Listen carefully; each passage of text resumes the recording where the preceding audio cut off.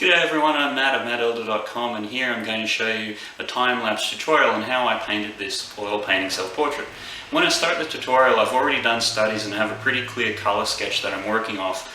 Thus I'm mainly concerned with executing the painting, as when I was learning I could never find demonstrations that would show you a painting from start to finish. So it's difficult to really get a sense of the whole process, and you only ever saw the beginning rough stages and then had to guess as to how something would be finished.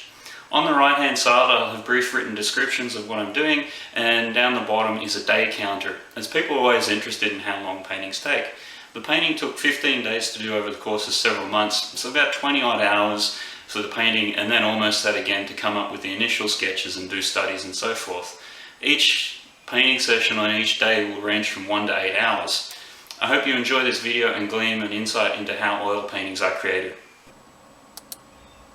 Start off with a white canvas, give it a quick acrylic wash covering to knock out the white, drop in the drawing from my sketch, and then I always like to just start knocking in the big colour shapes and areas just very quickly, so you can start to get a sense for how everything relates to one another. And that becomes the main thing with oil painting. It's just a matter of how colours and values are relating to one another.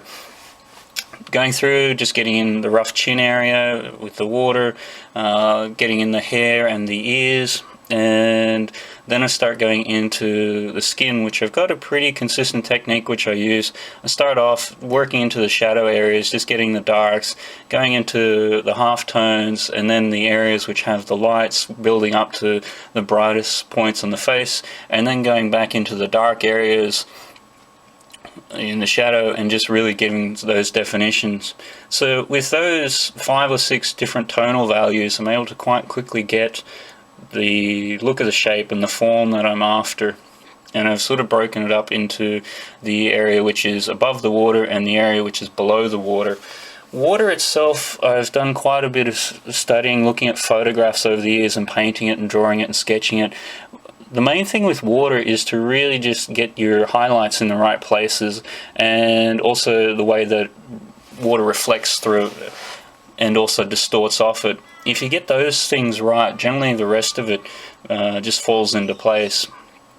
And in this, there's one sort of area down on that chin there, which I do come back and spend quite a bit of time detailing and going over, because if I can get that right, it's really going to help to sell the rest of the image. The basic composition idea that I've gone for here is quite simple color theory. What I'm trying to do is contrast the cool blues against warm skin colors, and that contrast between the two, given also too the very strong shadows raking across the face, is really what I'm aiming for to try to give the image that sort of punch. And I think whenever you're doing a composition, it's always important to have that sort of idea of what is your actual goal, even if it is just something so simple as using that contrasting warms and cools. It then directs a lot of the decisions that you make when you're doing the painting. Also with this, the color scheme which I'm going for is more of a hyper reality sort of thing. I'm not too concerned with getting, exactly a photorealistic qualities type looking sort of thing. That sort of stuff these days, I find personally, it actually bores me. I don't find it that challenging. It's just a matter of spending the time to actually do it, to get something to look photorealistic.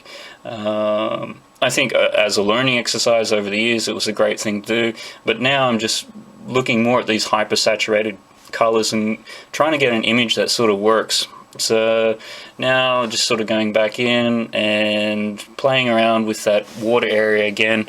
I'm actually only making really subtle tonal changes, but they actually stand out quite a bit.